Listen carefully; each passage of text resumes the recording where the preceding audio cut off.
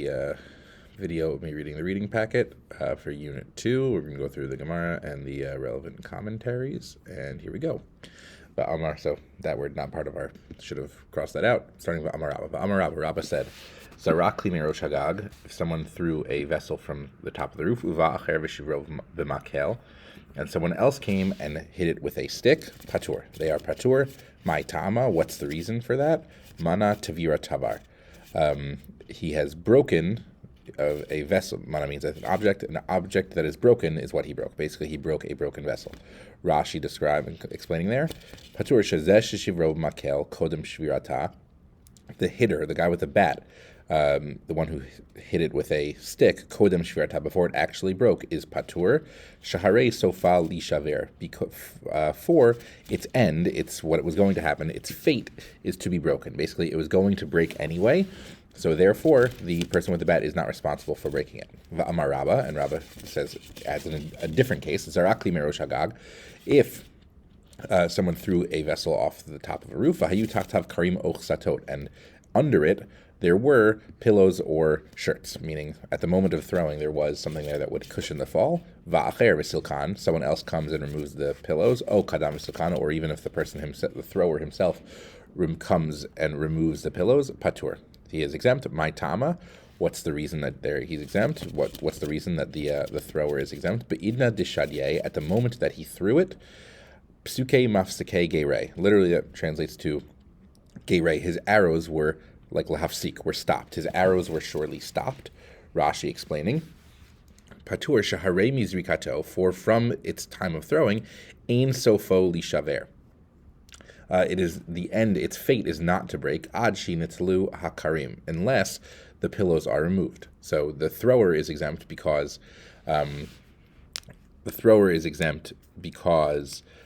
the moment of throwing, he didn't do like a breaking things action. They weren't going to break. V'zeh shanatal hakarim, and the guy who removed the pillows, v'afilu hazarek atzmo natlan patur. But if the thrower removes the pillows or someone else removes the pillows, patur, the pillow guy is exempt, de grama b'nezikin have.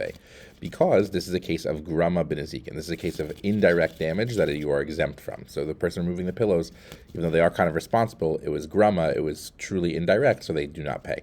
But Tosfot kind of quotes a disagreement. Kadam v'silko, if they remove it. Perish Rav Alfas, that's a typo.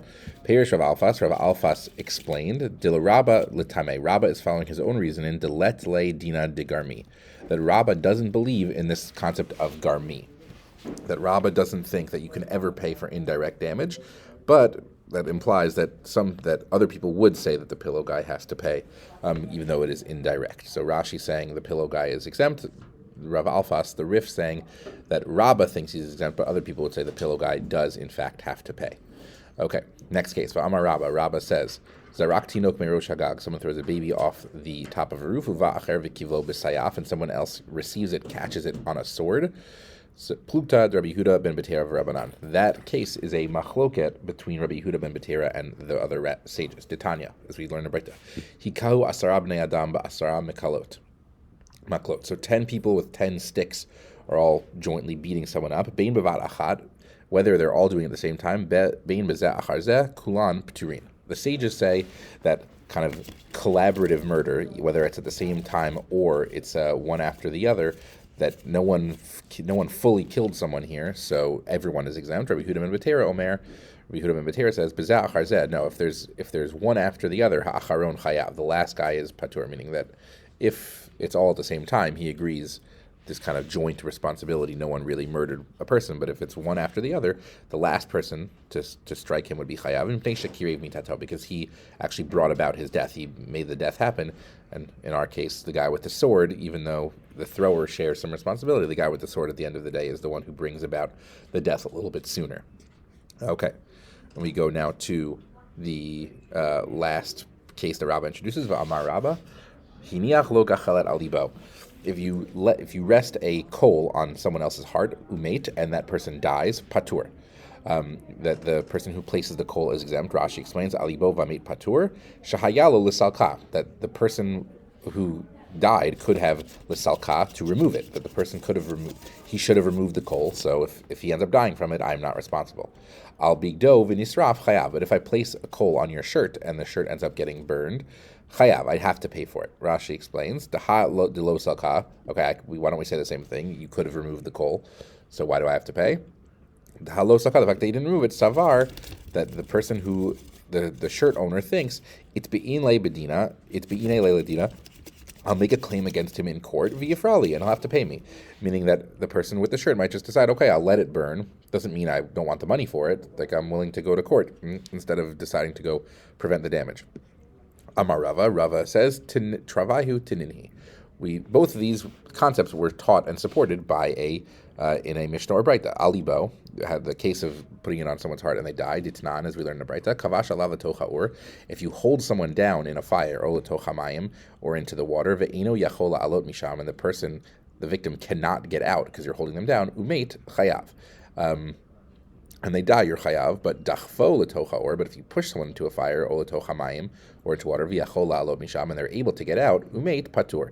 But if they don't get out, if they stay in the fire, even though they could get out, you were exempt from murder.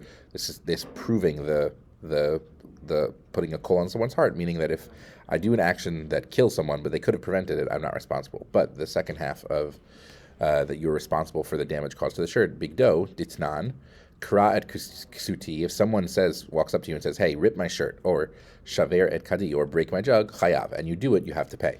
But just because someone lets you damage their stuff doesn't mean you don't have to pay for it.